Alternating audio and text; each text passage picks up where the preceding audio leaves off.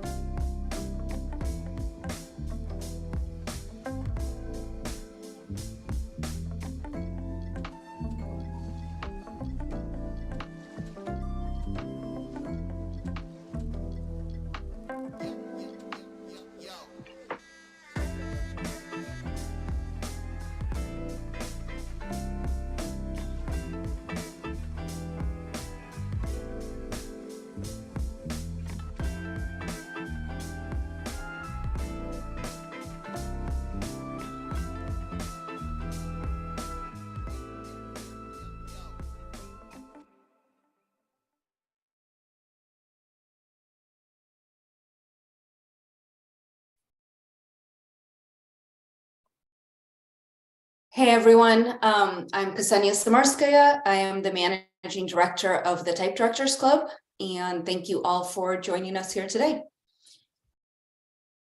Being recorded, got it. Every year, the TDC runs its annual typography competition, with the winning entries published in our hardcover book and traveling in exhibits to over 40 countries worldwide. The competition has been running for 69 years, and it is an impressive trove of typography and type design, setting trends, helping you win over clients, and dictating history. We currently have our open call, and you can enter any work that was either designed or published in 2002 by going to enter.tdc.org. And every year after selecting the winning work, the jury, which is composed of international experts in a range of disciplines, after much deliberation, select their favorite work of the year. Last year, that honor went to Pentagram's Bierut and Jonny Sikov, and their rebrand for the International Center of Photography, the project we'll get to hear about today. So likely not needing much further introduction, and no stranger to design honors, Michael Bierut is a design powerhouse and partner of Pentagram New York, and working with him on this project was Jonny Sikov, associate partner at Pentagram New York. Welcome to the screen. Thank you so much, Ksenya. It's really an honor to be here, and a real honor to, and a surprise, to be frank, to get this award from TDC. I think if there are a lot of designers on this in this session, you all know the experience of doing something you find really satisfying, that you're really happy with, that worked for the client and answered the brief and you think looks great. And sometimes those things kind of click with people and it wins awards. Sometimes there are really great things I've worked on where no one notices and it just goes out there and does its job. And this was actually a really gratifying project that we undertook starting in probably late 2018 going into 2019. And I think Jonny would agree we were happy the way it came out, but never expected that it would win, something like Best of Show from a competition like TDC, which is, if you ask me, the premier competition for graphic design right now. So thank you so much for that honor, and thanks for honoring us with your presence today. What I thought we would do is spend a little bit of time just going through the sort of the genesis of the project, why, how we came to make some of the decisions that we made, how it came out, and then Jonny and I can have a conversation with that I think Ksenya can lead and take us through questions that she might have or that any of you could have as well. So I think we'll start by sharing our screen and just kind of giving you some background and taking you through it. So hello. If it's not clear, I'm Michael Bierut. I'm the one with the glasses. Jonny, could you introduce yourself? And I'm Jonny Sikov. Johnny's the one with the beanie. So I'm bald and not concealing it. Johnny's got a beanie on. So hello. So the client in this case is the International Center of Photography, which is, if you don't know, a museum and school and archive located in New York City, a city that has many museums, many schools, many archives, and the International Center of Photography, ICP for short, is actually one of the younger ones. It was founded in 1974. May seem like a long time ago, but we're in a city where, the American Museum of Natural History, located across the park from ICP's original location, is celebrating, I think, its 150th anniversary, just coming off its 150th year. So, 50 years old is not really that old for a museum in New York, and it was brand new in 1974. You can go to the next slide, Jonny, but you'll notice that little glip in the corner of that press release. A little bit of background about Cornell Kappa, who founded it. He was from an extraordinary family of photographers, and probably, if you know the Kappa name, you might know Robert Kappa's name, who was a legendary photojournalist and war photographer who shot some of the most iconic images that came out of World War II. And this image of from the Spanish Civil War is, a real landmark in photojournalism and photography as a whole. Cornell, his brother, was likewise a photojournalist, and the two of them, I think, championed sort of the idea that photography could be used as a tool for advancing social progress, for advancing understanding among peoples, for making, in fact, provocations and advocating for positions. So it was about photography as not necessarily as a fine art, or not solely as a fine art, but also as an instrument of communication and debate and social progress and everything else. And it was sort of based on that impulse that Cornell led to the founding of ICP in the in the late 70s. And part of that was sort of the idea that if you went to the Museum of Modern Art, or you went to the Metropolitan Art Museum, or a lot of other museums in the United States and around the world, the photographs, that the standard to which photographs were held tended to be fine art standards. Is this someone's idea of beauty, or does this have exciting formal characteristics that kind of would rank it as a true quote unquote work of art? And instead, the Kappas and their circle sort of viewed photography as something that they actually called, they published two books called The Concerned Photographer prior to the opening of ICP, that made the point that photography could be an instrument for engaging with the world, not simply as observers and form makers, but actually as participants in the ongoing debate about what's informing us as citizens and in societies and as human beings on the face of the earth. How could it be used as a tool for empathy and understanding? And that circle included, Roman Vishniak, Bruce Davison, Gordon Parks, all these different people from around the world who they saw as sympathetic, almost all of whom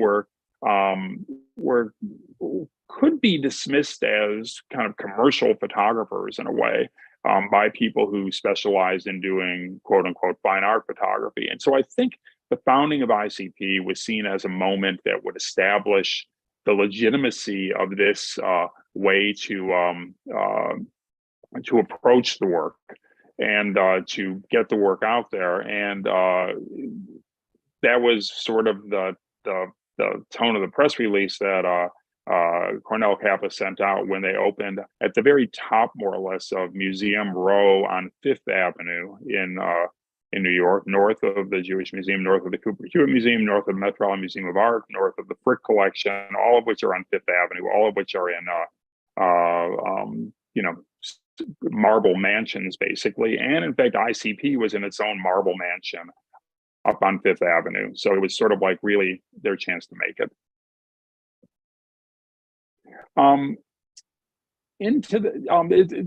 They did many landmark exhibitions and sort of kind of ended up moving from place to place. They left that Fifth Avenue Museum and relocated to a location on 6th Avenue, on the Avenue of the Americas at 43rd Street, where they sort of split where the school is, where they teach classes, and they have a museum where they have exhibitions, obviously. Then they have an archive where they sort of maintain the kind of work that they're talking about. Around the time of that move, they commissioned Siegel and Gale to do an identity for them that I think is actually very, very nice. They did this symbol, which I admire quite a bit, which if you can you graphic designers don't need me to tell you this, but there's an I, a C, and a P hiding in there. And it also kind of coincidentally looks like sort of the viewfinder in a camera lens. And so you get a sense that it has something to do with photography, perhaps. And maybe if you look hard and you're clever, you can kind of even decode those letters in there, right? And so they had that for about 15 going on 20 years. And then they were going to relocate one more time to the Lower East Side to a development called Essex Crossing down on Essex Street, down in this, a brand new building, but in a very old part of Manhattan that was sort of famous for being the portal for immigrants who are arriving in the city, very appropriate given the nature of the photography that they show at ICP. The standards that they were using at that moment were more or less like this. There was that lovely symbol that had to be captioned with something, and the caption was the full name, International Center of Photography. So you see it there on the left with type standards on the right, and this is classic corporate identity approach. In practice, what ended up happening was people were calling them by their acronym, because International Center of Photography is just a long mouthful. So people would revert to ICP, which then kind of needed to be modified, but with perhaps the word museum, as you see on both of these subway ads. And then that would relegate then the identity, that little symbol to the very bottom, the abstract symbol, and then associated with a full word mark that would have the full formal name, International Center of Photography. So in a way, there's this pecking order, I would say, of of museums and cultural destinations in any city, including New York. And someone coming to town will have things at the top of their list, and they'll just kind of go down an orderly sort of way. So you can sort of guess in New York, it's probably MoMA, the Met, Whitney, maybe the Guggenheim, maybe the Natural History Museum. And then you get into second and third tiers that have to do with what your specific interest is. And I think that ICP has been perpetually frustrated and a little bit hobbled by the fact that they move from place to place. But it's kind of like driven them a little crazy that they're just not as well known as they should be, given that the subject matter they have is so appealing and compelling. And when they came to us, one of the things that we sort of kind of thought was part of our diagnosis was they kind of were betwixt and between all these different identities. Were they representing themselves with that abstract symbol? Were they representing themselves with their full name, International Center of Photography? Did they have the confidence just to revert to the acronym ICP? And all of those things were always kind of being used in a fairly irregular sort of way at a moment in time where they were about to make a dramatic move to a part of town not known for museums, but very, very much lively and up and coming, and an appropriate place for them to be in a space where they could really stretch out and bring the school and the exhibition spaces back together again. So in conversation with our client, we made the decision, let's double, triple down on the acronym, on ICP, and let's make ICP as famous as we possibly can. Now, some people on this call might say ICP is already famous because there's this thing out there called Insane Clown Posse, which also goes by ICP. And believe me, they're aware of Insane Clown Posse. And we're sort of like hesitant to sort of like, well, don't they own ICP already? And I think we argued, look, people are smart, and in New York City alone, there's two places called the Met. One is the Metropolitan Museum, one's the Metropolitan Opera. And if you're going to the Met, you kind of can figure out through contextual clues, and then there's a baseball team called the Mets. One add a letter and you've got even a third thing, right? And people just figure it out. And we figured they'd be able to there's enough distance between what ICP, International Center of Photography, is doing and ICP, Insane Clown Posse, is doing with their quote unquote brands, that we thought maybe there was room for two such configurations. And so putting aside the brand power of Insane Clown Posse, we sort of went hard into ICP as an idea. And where we went with it was to sort of the roots. A designer whose work I admire very much, named Arnold Sachs, who is one of the great modernist designers of the 60s and 70s in New York City, and was still very much in the scene when I arrived here right out of school in 1980, had done this logo that I think is really simple, really nice, and kind of a classic piece of abstract modernism. And we looked at, Jonny and I remember we looked at probably three different directions seriously. And one of them had to do with what if we did something with this logo, which actually had represented the institution for much of its history. And so we kind of like took it, and Jonny masterminded kind of a basic analysis of its proportions, which you can see there. There it is in a square with 5 by 5 units defining sort of the rhythm of the elements within it, the way it can appear there. And you sort of like start to think, okay, can we make it feel a bit more contemporary and sharp by kind of modulating the counter spaces between and within the letter forms? And then we sort of started thinking, okay, that was the 1970s answer. How can we make this relevant for the way we look at work today?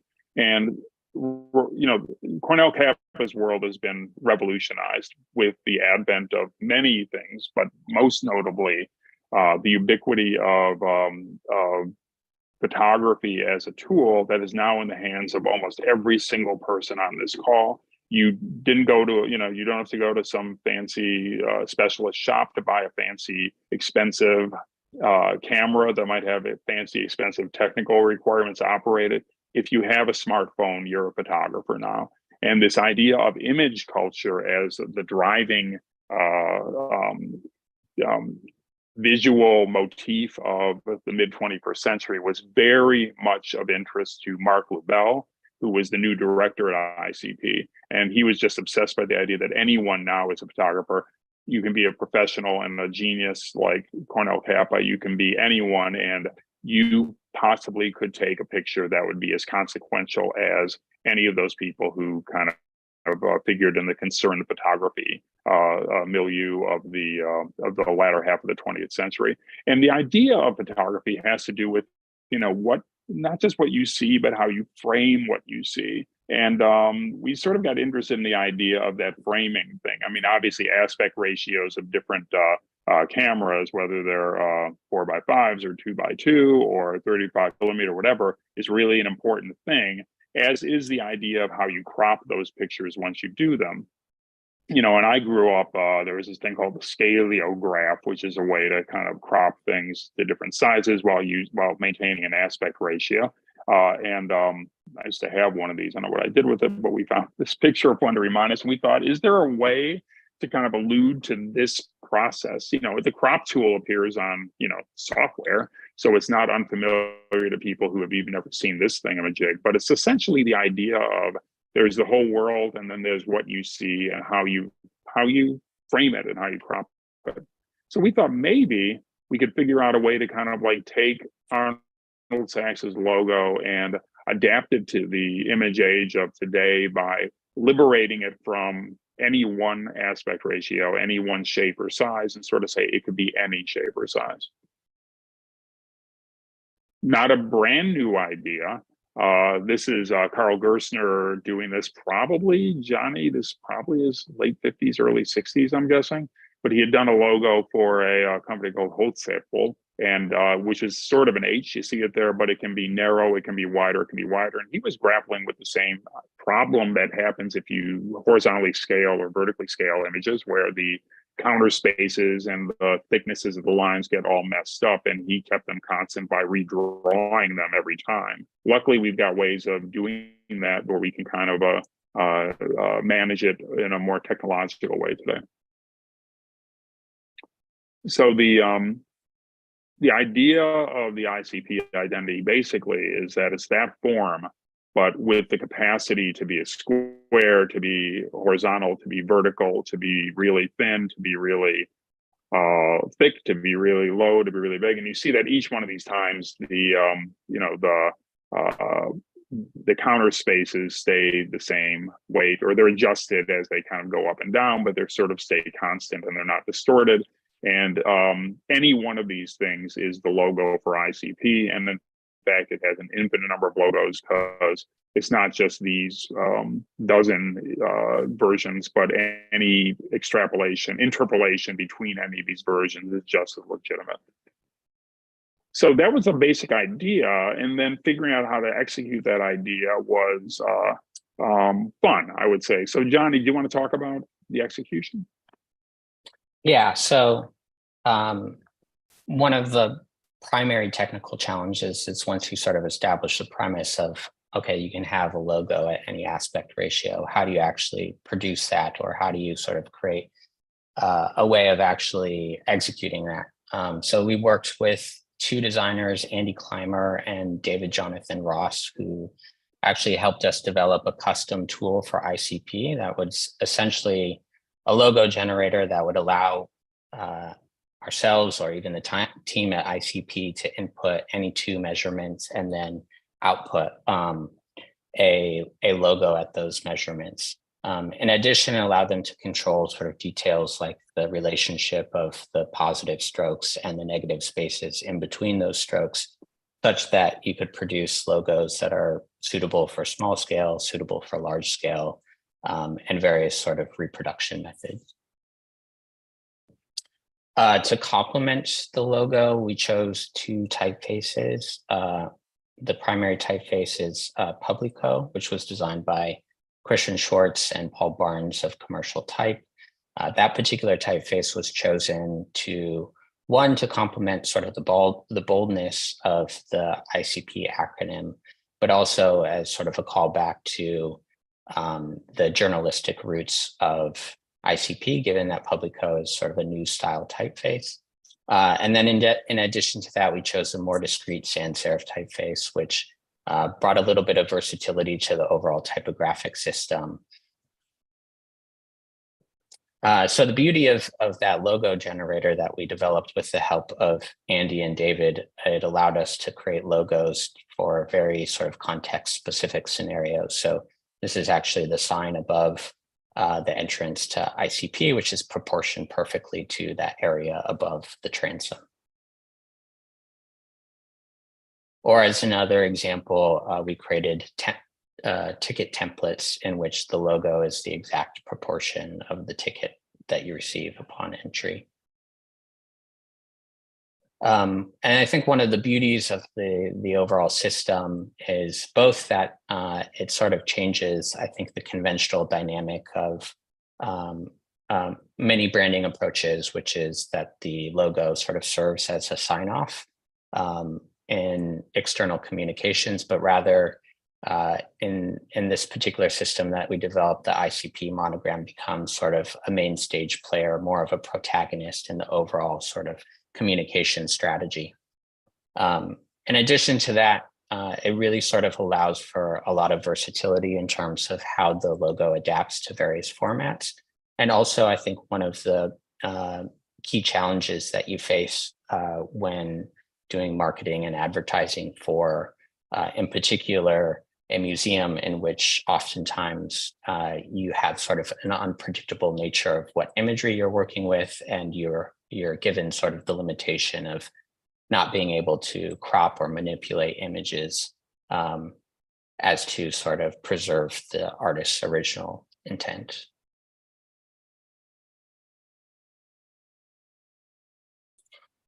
And then in some scenarios, we explore this idea that the basic sort of lettering found in the ICP monogram could be extended or extrapolated to accommodate things like titles of shows. And then, of course, we translated that system to things like, basic stationery set.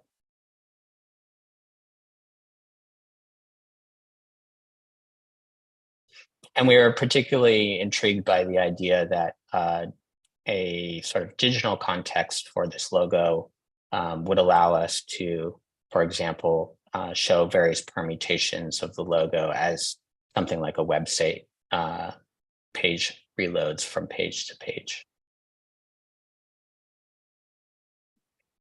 In addition to the basic identity work, we also developed a pretty robust print system in which each of the print pieces is based on a 2:3 aspect ratio, which is just sort of like a subtle nod to the original 35mm format. So that system was built out to accommodate things like booklets, but also fold out posters and a number of other materials that all sort of share the same basic footprint and really sort of create a really economic system for the museum as they're sort of producing materials over the year. And some of those basic motifs were then sort of translated into a strategy for social media. In addition, we also worked on a wayfinding system for the actual physical museum and school. With the help of Delta Murphy and Susan May, who were working on our team at the time, they sort of translated the identity work into a wayfinding system, which included maps that visitors could take on their journey throughout the museum. A central piece of that was an icon system that basically just extrapolated the basic visual language of the ICP acronym. And was used in particular throughout the physical space to designate locations throughout both the museum and the school. And then graphics, wayfinding graphics and environmental graphics within the actual galleries themselves were given sort of a more understated treatment to give a little bit more breathing room with actual exhibitions that were also featured in the space.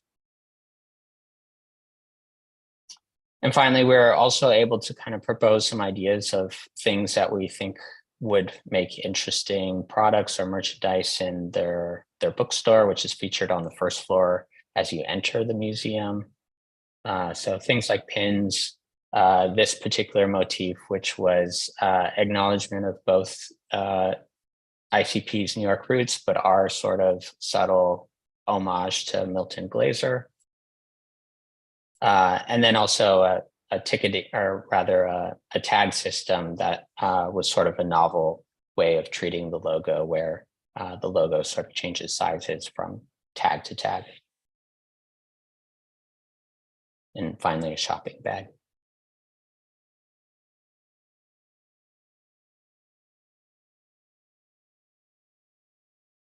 So I'll pass it back over to Michael. Michael, I think you're on mute. Thanks, Jonny. A manual that sort of governs the way that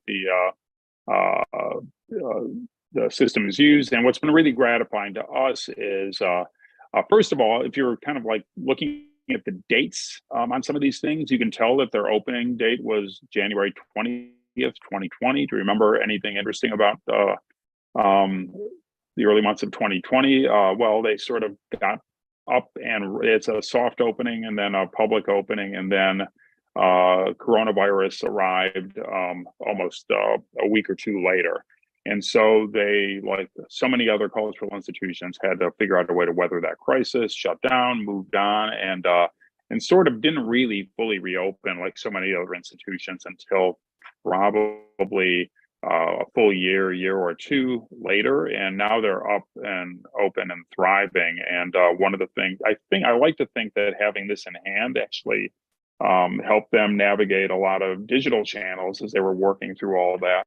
But now that they're opening exhibits and introducing new programs, one of the things that's been great for us is just as a member and someone on their mailing list, getting their mailings, getting their email, and sort of seeing how people continue to use the ingredients of this program in different inventive ways.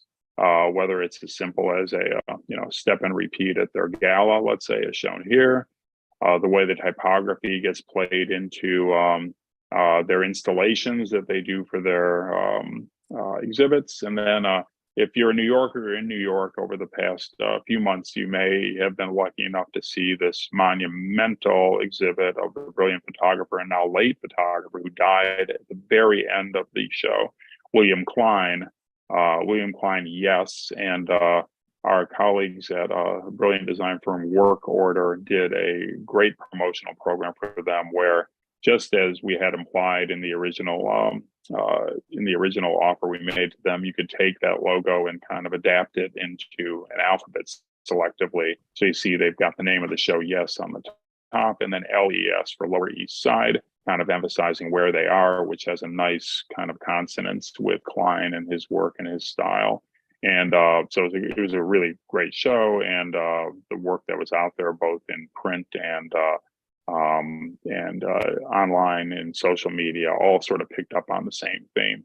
One of the things I like about this identity, if I do say so myself, is that it avoids all this bullshit about safe areas around the logo and like don't let anything come close to the logo, never do anything that looks like the logo. I think what we wanted was for that logo to just kind of be right there in the mix, right up there, as big as possible, whatever size it needs to be, integrated with type, integrated with photography, getting married up with things that are ripping off it, whether it's Cuba, or a Yes or Lower East Side or whatever it is. So using it sort of really as a viral generator of all sorts of other visual manifestations of the place, we think that just makes ICP's footprint feel ever bigger, ever more influential, ever more visible. And we kind of applaud that as it goes forward. So if you live in New York, make sure you go there. It's a great place. If you're visiting New York, make sure you go there. It is a great place. The exhibitions are fantastic, very engaging, and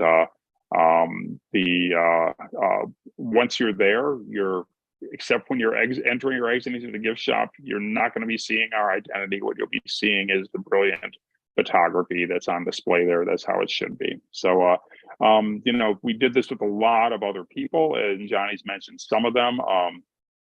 First and foremost is our project manager at Pentagram, Abby Matichek. Delta Murphy and Susan May were in charge of doing all the wayfinding and environmental graphic design.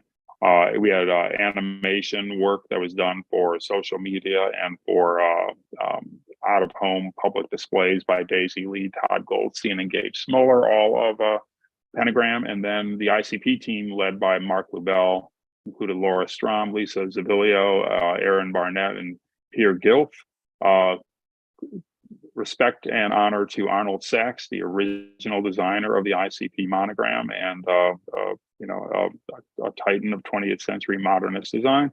Andy and David did that logo tool, and then we used the typefaces from Commercial and Monotype, and really kind of like, again, are gratified to sort of see this recognized by ICP, because it's a love letter to photography, but it's also a love letter where we made sure that the letters themselves were as well chosen as the work that they're being paired with. So thank you so much, and happy to have a conversation about this project and answer any questions that you have. Thank you. Wonderful. Thank you so much again. It was so great to see all of the different manifestations, including ones I had not peeked before. For everyone watching, if you have questions, if you want to be part of the dialogue, just throw them down in the chat before. They will get to us. We will try to ask all of them, or as many as we can get to. One of my, I think, initial questions is like a general, like kind of what you said, removing a lot of the bullshit from how to design a logo, or just the concept of the variable logo or the variable brand. How is thinking about a logo or a brand today different than it was 10, 20 some years ago? Or is there a different way that you approach it? I can take a shot at that, Jonny. You feel free to add. I think that,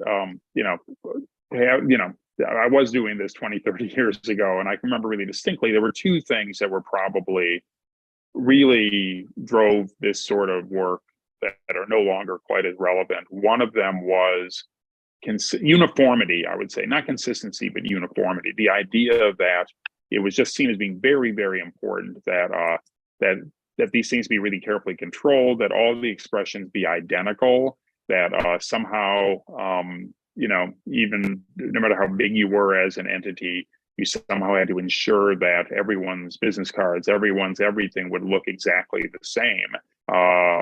And there was a practical reason for that, and there was also kind of a philosophical reason for that. That I think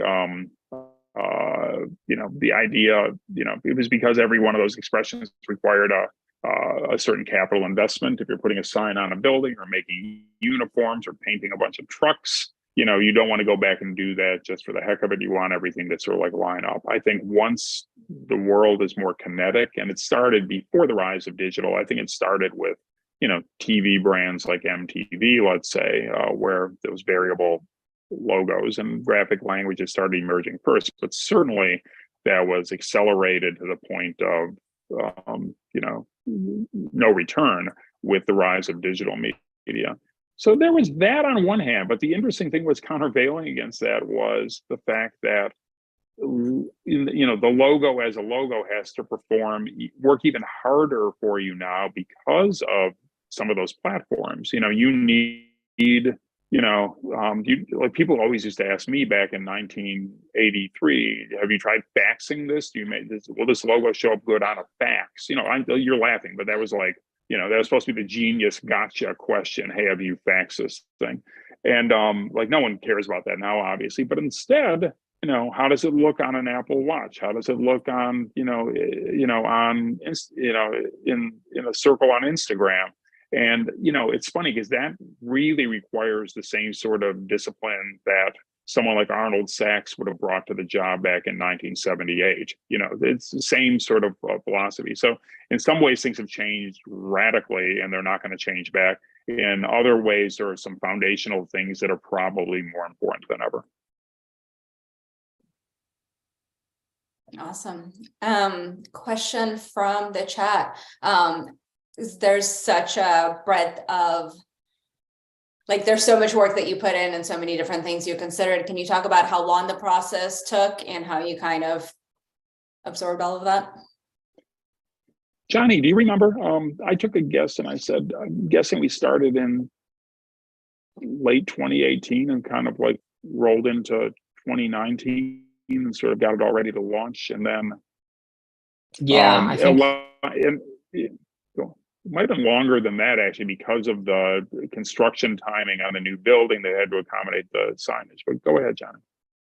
Yeah, I think the whole process was probably around 2 years. And I think the actual process of defining the identity was, I think, relatively quick. The thing that really sort of took the majority of the time was, I think, both building out and implementing the system across print materials, because there was sort of a huge effort as they were relocating to kind of reconsider, what sort of materials actually made sense for them to continue to produce. So we went through a whole process in doing that. And then, as Michael mentioned, the actual construction of the space was still underway while we were developing a lot of the identity work. And so the actual implementation of the signage took quite a bit of time. But I would say roughly around 2 years from start to finish. What was the feedback or the involvement like from the client? Like, did you present versions to them, or were you just like, this is the one? It was really funny. As we were putting together this presentation, we had an alternate way of doing it where there were actually 3 candidates that we were bringing into the mix as we in our first reviews. And I can't remember if we always thought this, it seems now that this was obviously the best one to use. And but we had done the other 2 were kind of cool looking, but seemed like they didn't have the same sort of specificity either to ICP that we, I think it was a little bit diabolical to kind of, to remix the original Cornell Kappa / Arnold Sachs logo from the 70s, which sort of was a Back to the Future, sort of reclaiming their heritage sort of idea, which the other 2 directions obviously didn't have. But then also, I think maybe when we first did it, we didn't even have that idea of the changing aspect ratios. And, one of the other directions had something that was variable that seemed interesting. And then we realized, wait a second, we knew that we just didn't want to say, and here's that old logo, you might remember, it's back. We wanted to do something surprising and acknowledge that the world had changed since the late 70s.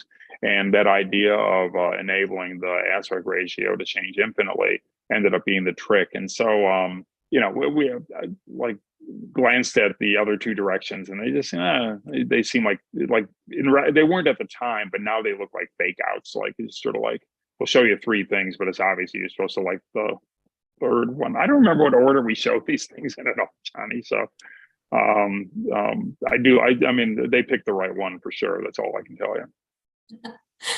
Very glad that they did.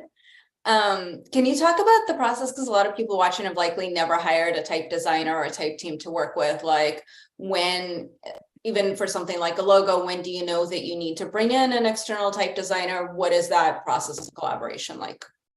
Yeah, Jonny, can you talk about, approach that in 2 ways? One, talk about kind of the way we, the moment where we sort of realized we wanted to commission someone to help us sort out that, the variable aspect ratio generator thing on one hand, then also the thought process that went into picking Publico and Unica Sans for the supporting typefaces, and kind of the conversations you had with all the designers involved.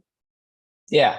So I think the decision to involve type designers Andy Clymer and David Jonathan Ross was pretty clear from the onset, just because I think the technical challenges of there was one sort of alternative scenario that we considered where it was just sort of develop, a set of logos at various aspect ratios that could sort of be delivered as more static assets. And I think that we ultimately decided, with the support of the client, that really sort of the beauty is being able to tailor each specific logo to each specific context. And so I think it became immediately clear that we needed to develop a custom tool for that. And I think I had reached out to just a couple friends on recommendations on who to work with, and obviously had known Andy and David's names prior to this, but was confident that they had both the technical sort of ability to produce the actual tool itself, but also give us a little bit of guidance on how could we sort of create some parameters around using the tool such that the logos that it would generate would be appropriate to the context in which they're used. Because creating a logo with very thin sort of negative spaces for something like a logo on a website is very different than how you would sort of choose to do it for a sign above a door. And so they were also very instrumental in kind of consulting on that process, and we were eager to have that consultation from them. And then the typefaces that were chosen, we didn't do any sort of customization at all. It was more just finding the right sort of tone to complement the logo. So like I said previously, the serif that we chose was a very sort of traditionally newsy serif, and we wanted to kind of echo the photojournalistic roots of ICP. And so that was sort of the starting point for thinking about the typographic system. I think we sort of immediately kind of went all in on the serif route. And I think with some pushback on the client, I think that they wanted to have a little bit more sort of versatility in how they sort of tonally present themselves.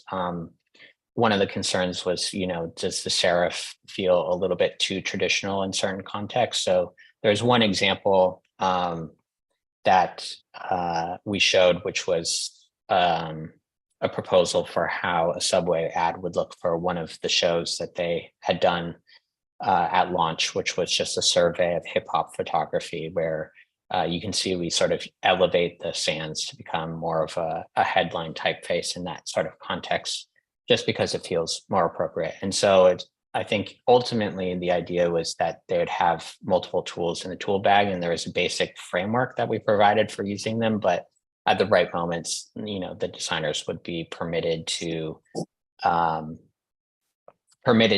of use either one interchangeably. There's another question from the audience. Do you think we're in a moment that custom typefaces are winning to the licensed typefaces? Or how do you make those decisions? And on here, this project, you obviously use both, but maybe generally as you go about different projects, when do you go custom? What do you see in those trends? I think there's definitely a trend to do more custom work. I think that there's contexts in which it's warranted and contexts which is not. I think we had a very specific need, and I think when there is a very specific need, it makes a lot of sense. Or if there's, a very specific sort of goal or reference in mind, I think a lot of times I see a lot of custom typefaces being made where, I would argue that there's a million other typefaces that would satisfy the need. And it's a lot of work and oftentimes a lot of cost to do it. So it's not something that I would always sort of advocate for, but I do think that there's contexts in which it makes a lot of sense. There's a couple of questions. Did you guys consider color, or how did you decide on just the stark black and white?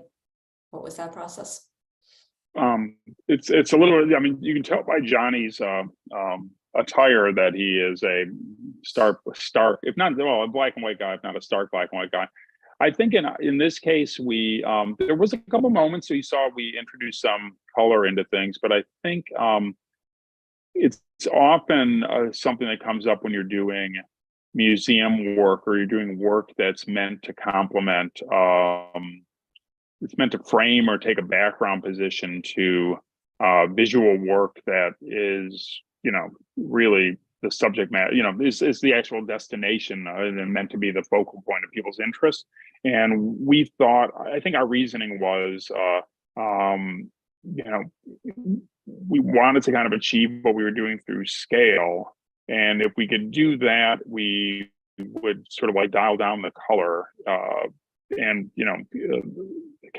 Kappas and the legacy of concerned photographers, I think from the 20th century, it has a lot of associations with strong black and white photography to begin with. And so there was a kind of logic to that. And at the same time, even with color photography, that black frame kind of goes with, the black framing element of the logo goes with anything in theory. So, I think if some point in the future someone said, "Hey, I think for this show the logo should be pink," I'm not sure I would call up and protest. I would probably applaud it. I think that it's designed to sort of like withstand a lot of variability and variations. But I think out of the box, and if you've got a glimpse of the building itself, it's a fairly it's a right angly, very dark metal building, and so it sort of feels kind of it kind of goes with the building in our mind. It sort of all kind of goes together a little bit pretty well. So and I don't, Jonny, I don't remember them ever saying, "Does it have to be black?" Do you? People sometimes get scared about that, but they were comfortable. Yeah, I think the sort of, I think the general kind of premise that we put forward was that black and white were sort of the primary sort of colors when you really want to signal ICP as a brand. Those were the colors to use, but then in the appropriate context, when you're promoting, say a show that has a very specific attitude around color, then it makes sense to use color as sort of less as a decorative element, more as something that's amplifying the tone and approach to the work. Yeah, I mean, I think that they responded to the strong contrast you obviously get between black and white, and the way that kind of marries up to the contrast between the thicks and the thins in the drawing of the logo itself. Like I said, I think there were a couple of instances where we introduced some color into it, and I think it could happen more going down the road. Again, I sort of I think it's all about just having confidence, kind of expressing that visual identity with real confidence. And I think part of that confidence is actually knowing that you don't have to lock it down and just do it the same way over and over and over again, that you can kind of be confident enough to meet the moment, whatever it is. There's a question for Jonny. Can you run through the 2-3 approach you mentioned? Oh, yeah. So I think when we were working on the print materials for them, I think that there was a lot of desire to consolidate the approach to all the different printed matter that they produce throughout the year, which includes things like course catalogs for students, calendars that sort of notify people, what's coming throughout the season.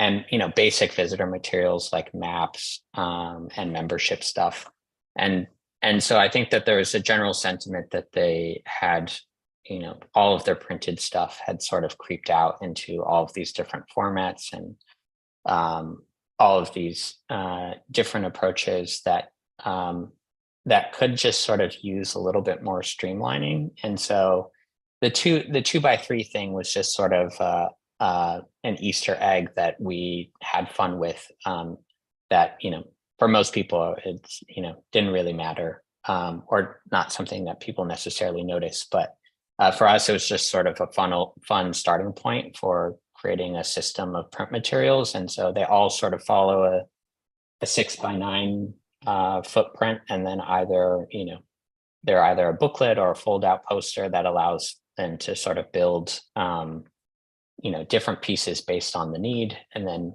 obviously, given that they're all sort of following the same general size, you can then build sort of consistent styles across each of those pieces, which just really from a management standpoint internally help them out a lot, because they're a relatively small team who's operating the actual production of each of these pieces.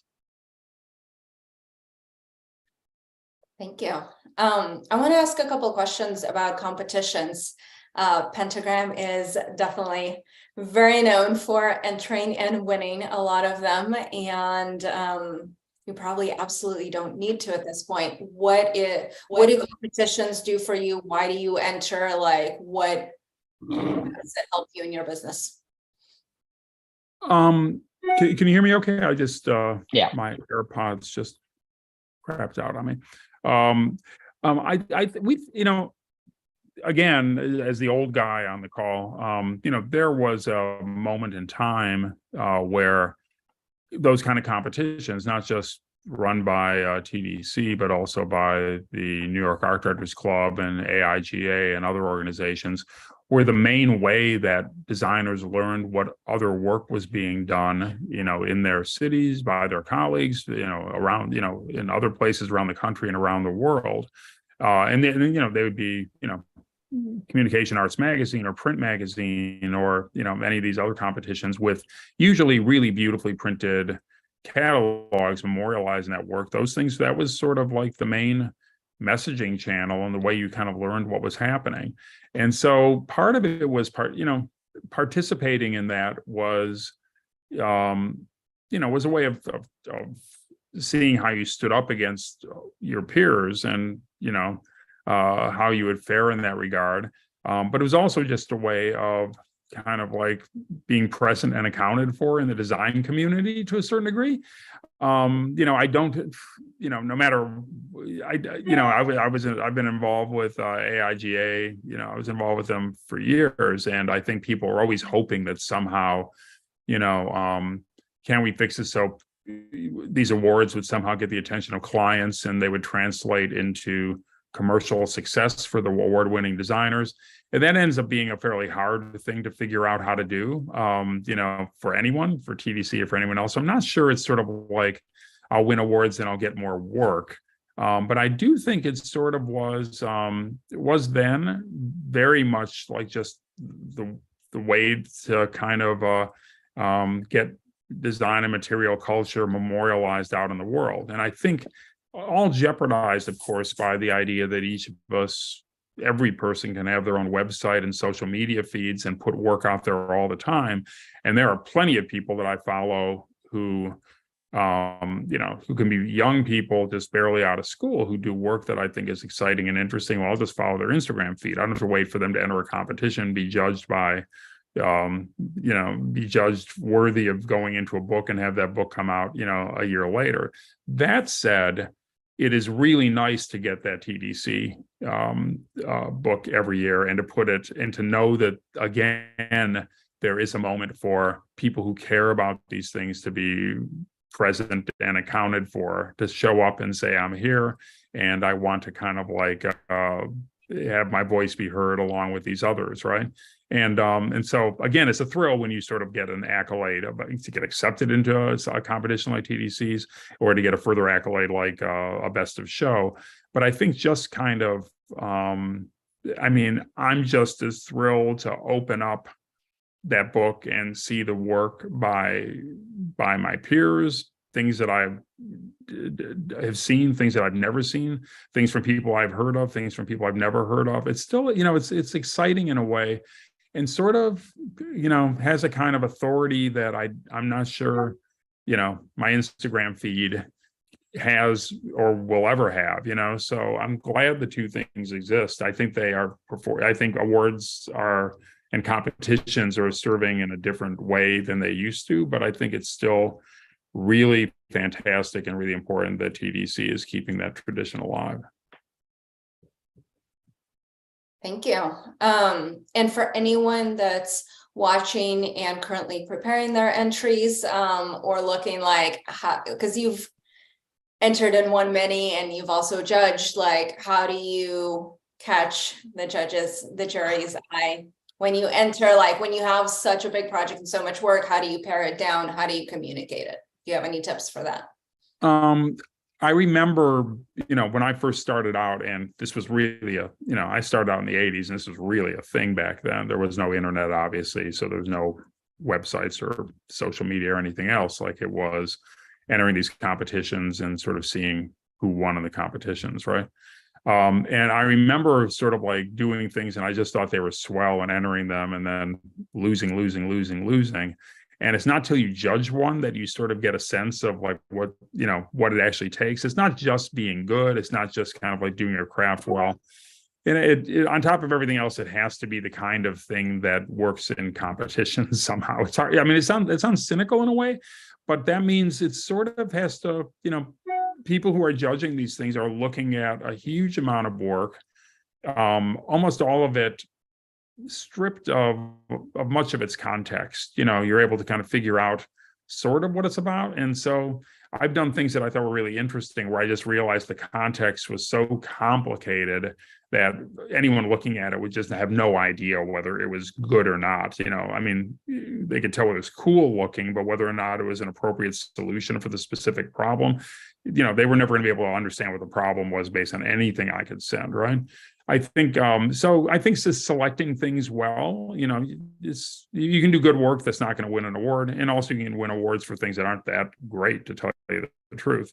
But I think if you just sort of like, it's like putting a portfolio together, or doing a presentation to a client. You sort of want to have like a clear logic to the things that you're showing, and kind of edit it so you're getting sort of the maximum impact with the smallest, sort of in the most efficient kind of way. I think if people make an error, they kind of overdo it, and they have redundant things that sort of are self-canceling. And I think just a few well-chosen things to make the point usually works a little bit better than kind of like shock and awe and overwhelming force for the most part. But it's I would say, Jonny, when we entered this in the TDC competition, if I would have gotten the results back and ICP hadn't won at all, I wouldn't have said what the hell, or I'm filing a protest, or we've been robbed. I just wasn't okay. So I love that job, but like, it's not the kind of thing that wins this kind of award. And so it's a little bit, there's an element of randomness to it that can be a little bit maddening, but I think it's still, to me, you get that book, you open it up, and I just am always excited by the work that I see.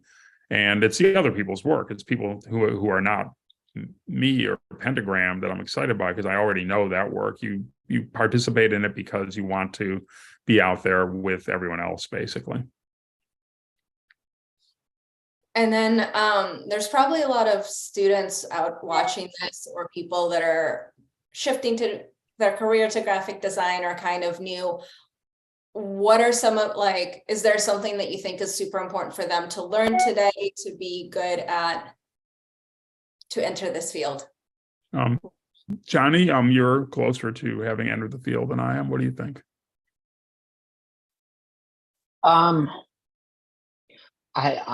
It's always a difficult question to answer, and I always sort of give a vague response. But I think just having sort of a general interest in the world around you, and being engaged with the world is, the best thing that you can do to be a good designer, and also, learning how to communicate with people, not only visually, but also verbally. And I think that's one of the things, or one of the challenges that I think a lot of students go through as they sort of enter the workforce is, not only in a way, over time, the design part becomes the easy aspect of the job. It's the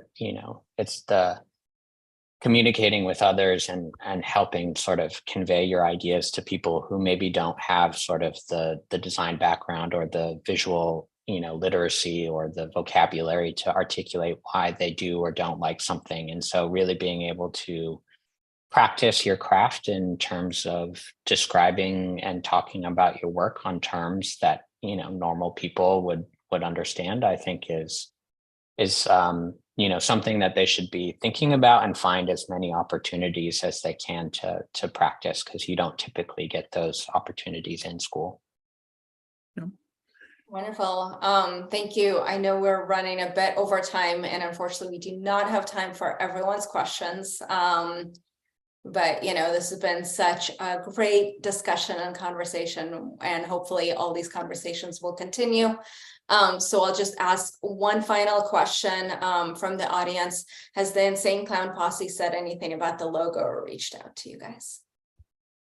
I want to say, I saw that comment come in from Karen Chang, and I want to say hi to Karen Chang. Yeah. As far as I know, I would have loved if they reached out. As far as I know, they have not. If they want to and want to give us, free passes to the gathering, I would be happy to take them. And also, I think it is a iconic duo ready to happen between the two ICPs. There's got to be some sort of cross marketing that could happen, that needs to happen, in my opinion. So I would jump right back in with pro bono work to support that effort if it started to emerge as a possibility. So if you're out there anywhere, Insane Clown Posse or any of the, what are they, boogaloos, or what do they call them? Juggalos. Juggalos. Juggalos, excuse me. Again, I bring certain amount of intelligence to these conversations, but I don't know everything, and thank God that Jonny sort of fills all my gaps. So but I think it's what Jonny said. It's like a big world out there, and it's just exciting to kind of be bringing some offering to it, and the more you can expand it, the more exciting it is. So wonderful. Well then, there's a call if anyone's watching and can make this merger happen. Let's do it. But yeah, thank you again so much. Thank you to everyone that's been watching. We're really glad to have you here and to be able to have this conversation. Again, the competition is still currently open and accepting entries. Any work that was designed or produced in 2002, and you have until March 3rd to get your entries in, and you can always email or DM us if you have any questions or need any help. But we look forward to seeing all of your work and perhaps having you here on this stage next year. perfect. Thanks, Ksenia. It was a real honor talking to all of you. Have a great day, great weekend. Thank you.